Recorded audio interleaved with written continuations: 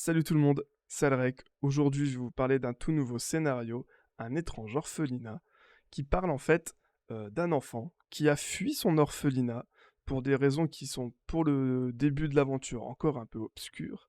Et donc, on aurait un groupe de mercenaires qui a été appelé par la gérante de l'orphelinat afin de retrouver le petit disparu qu'on va appeler Elliot.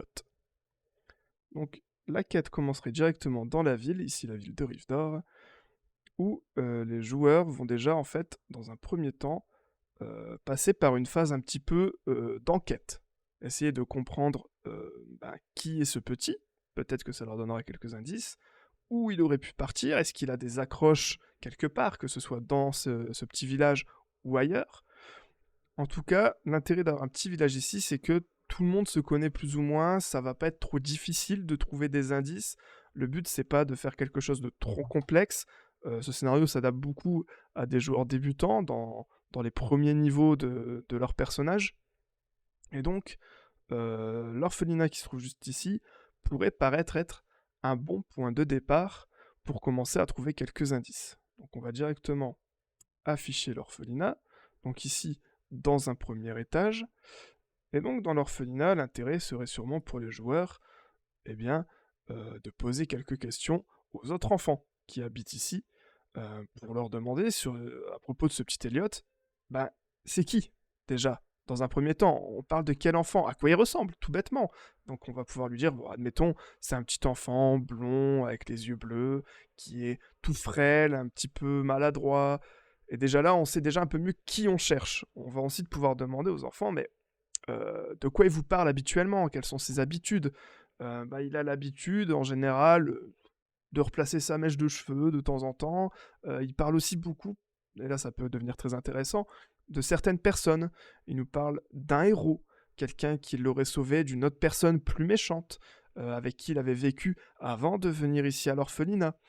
Et donc là, on commence déjà par des propos d'enfants à comprendre que il s'agirait peut-être de sa situation familiale avant d'arriver à l'orphelinat. Donc il a un point d'accroche, ce petit, quelque chose, une petite histoire qui fait que, en creusant tout, on aura peut-être un peu plus d'indices. Est-ce que vous connaissez les parents du petit? Oui, non. Enfin, on peut déjà avoir une petite conversation avec les enfants de l'orphelinat afin de disséminer quelques indices. On pourrait peut-être dire, bah voilà, maintenant on va aller chercher dans la chambre du petit.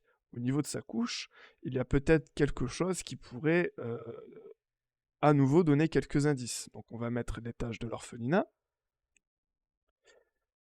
Voilà. Et donc ici, qu'est-ce qu'on pourrait mettre comme indice? Bah, tout bêtement, ça pourrait être, plutôt qu'un journal qui est un peu redondant, qu'il faudrait lire, surtout que c'est un enfant, peut-être un dessin. Un dessin, pourquoi pas, d'une tombe, avec un cœur, heu, avec, je sais pas, 2 personnages, lui et la personne qui serait, au fond de cette tombe.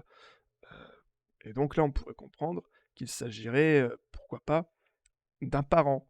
Mais on va aller creuser plus loin parce que là, on connaît un peu l'histoire du petit, mais on sait pas, est-ce que vraiment il serait allé vers un cimetière? On pourrait toujours demander à un villageois ou à la gérante des lieux, est-ce qu'il y a un cimetière pas très loin?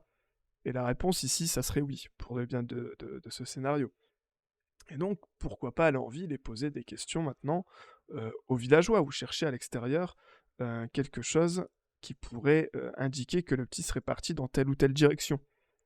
Et donc, on aurait des villageois qui parleraient justement d'un petit qui réclamerait beaucoup de réponses, savoir un petit peu plus, maintenant qu'il est en orphelinat, pourquoi est-ce qu'il voit plus ses parents? Pourquoi il n'a pas le droit de faire un peu ce qu'il veut? Heu, un petit qui se poserait beaucoup de questions, en fait, avec des réponses, d'adultes un peu plus matures que ceux précédemment eus par les enfants, qui indiqueraient effectivement et qui en tout cas affirmeraient, une accroche entre le petit et ses parents biologiques qu'il n'a plus vraiment. Et pourquoi pas par la suite remarquer chez un voisin, que des fleurs auraient été arrachées. Pour faire un lien peut-être avec le dessin. On pourrait même imaginer que sur le dessin, il y avait des fleurs. Et donc là, on dit, bon, si on met un peu tout ensemble, le petit a quelques accroches à propos de ses parents, il se pose peut-être même quelques questions. À côté de ça, bah, on a, un dessin de tombe, des fleurs qui ont été arrachées. Bon, les parents, la tombe, des fleurs arrachées, un gamin qui s'enfuit. Il y a un moment, si on relit tout, on comprend que le petit est sûrement, parti pour, aller au cimetière. Ce qu'on ne sait pas encore, c'est pourquoi, en fait? Pourquoi là, d'un coup, il se serait enfui? Pourquoi il n'aurait pas demandé, la permission ou qu'on l'accompagne?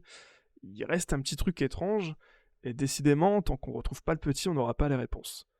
Donc on pourrait, dans un dernier élan, rajouter un dernier indice beaucoup plus parlant, c'est pourquoi pas le grand classique des traces de pas.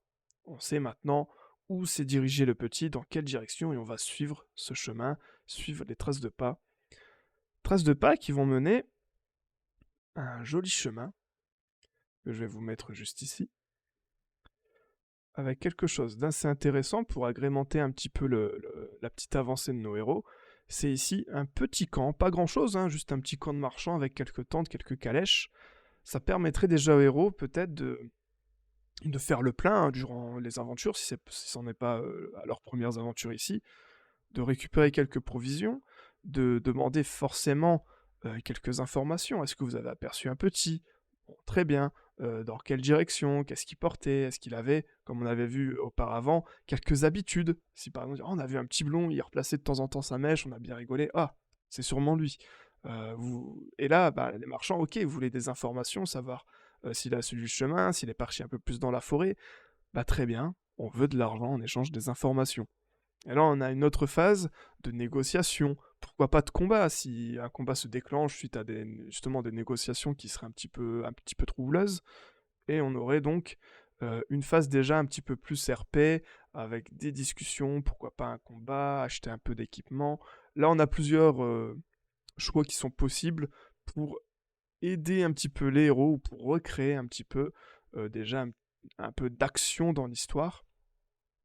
Ce qui est sûr, c'est qu'au bout d'un moment, ils vont devoir faire un choix au niveau du chemin. Est-ce qu'ils vont s'enfoncer dans la forêt ou continuer le chemin? Eh bien, s'ils continuent le chemin, mauvais choix, parce que le petit, en réalité, pour le moment, il se serait aventuré un peu plus dans la forêt, et dans la forêt, il se serait retrouvé dans une grotte, que je vais mettre juste ici. Pourquoi il serait atterri dans la grotte? Est-ce qu'il se serait trompé de chemin, le petit? Est-ce qu'il fuirait quelque chose? Ce qui est sûr, c'est que dans cette grotte, va y avoir un peu d'action, enfin.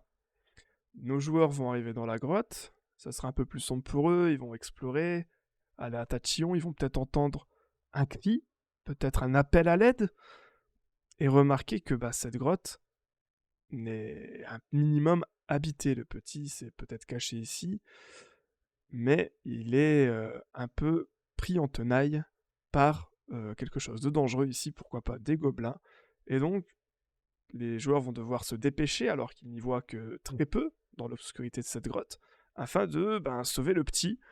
Donc s'en suivra tout un petit cheminement où les joueurs vont devoir peut-être descendre des petites hauteurs de cette grotte, essayer de se frayer un chemin rapidement, mais à la fois sans se casser la figure, parce qu'il y aurait quelques embûches, et sauver le petit des gobelins, le récupérer, et se rendre compte que le petit, en fait, il s'est trompé de chemin, et il a fui quelque chose, que le petit, tout ce qu'il voulait, c'était aller au cimetière, et donc on pourrait amener l'enfant au cimetière, les joueurs pourraient très bien exaucer son souhait.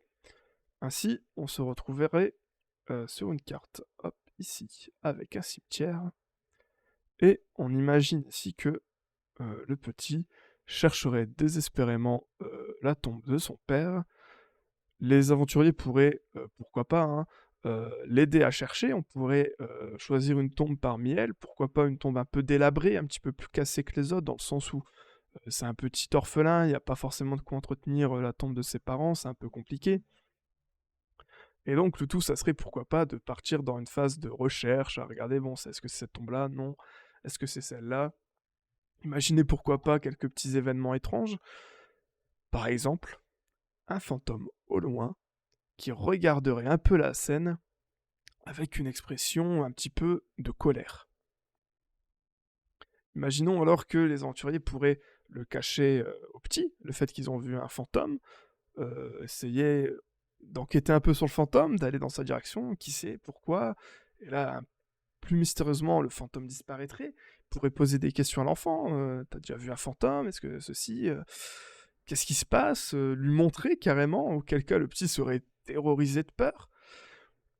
Ce qui est sûr, c'est que lorsqu'ils vont trouver la tombe du père, on pourrait imaginer une petite histoire où le petit raconte un petit peu de son histoire, hein. Je vous laisse imaginer toutes sortes d'histoires que pourrait avoir un fils avec son père, des moments qu'il aurait partagés, pourquoi son père lui manque, découvrir qu'effectivement c'est lui, son héros, pourquoi ça a été son héros durant toute sa vie, et donc comprendre aussi pourquoi il est à l'orphelinat, et c'est là qu'on va comprendre que justement le petit, bah, il fuyait un fantôme. S'il est parti de l'orphelinat, c'est déjà parce que oui, il souhaitait retrouver son père dans sa tombe, mais surtout, eh bien, il a fui quelque chose qui lui paraissait dangereux. Et là, on pourrait partir sur une autre petite enquête, hein, un peu plus rapide que la première.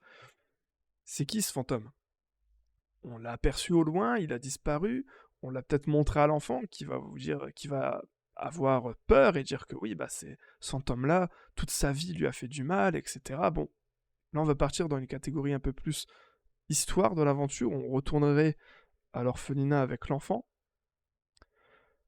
et pourquoi pas en pleine nuit, vous savez, on rentre avec l'enfant, il fait nuit, les autres dorment déjà, on arrive dans la chambre pour enfin déposer délicatement l'enfant sur son lit à lui, qui retrouve ses camarades, sauf que pas vraiment. Parce que le fantôme serait là, au sein de l'orphelinat, prêt à s'abattre sur les joueurs, à les attaquer, s'enchaînerait peut-être un combat, peut-être pourquoi pas une discussion dans laquelle on apprendrait que ce fantôme, c'est la mère de cet enfant, que cette femme aurait pu être, pourquoi pas, une dame plutôt violente, malheureusement avec son petit, donc on a quand même quelques thèmes qui seront peut-être pas appropriés à tout type de joueur, hein, je vous préviens quand même, mais une chose est sûre, c'est que on va avoir une longue partie histoire avec ce fantôme qui cherche à tout prix à récupérer son enfant à travers la mort,